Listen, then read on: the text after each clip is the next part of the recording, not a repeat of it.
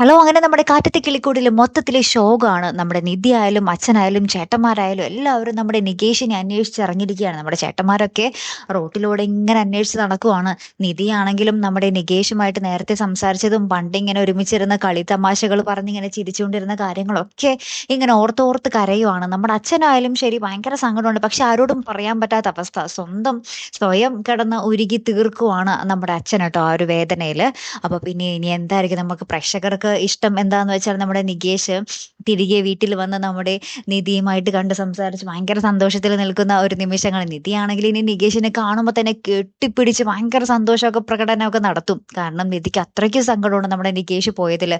ആ വീട്ടിൽ കയറി വന്നതിന് ശേഷം നികേഷ് ആയിരുന്നു നമ്മുടെ നിധിയുമായിട്ട് ആദ്യം ക്ലോസ് ആയതല്ലേ. അപ്പൊ നിധിക്ക് നികേഷ് തിരികെ വന്നാൽ അതിൽ പരം സന്തോഷം വേറെ ഒന്നും ഉണ്ടാവില്ല. കെട്ടിപ്പിടിച്ച് നല്ല ഹാപ്പി ആയിട്ടിരിക്കും നമ്മുടെ നിധി അല്ലെ.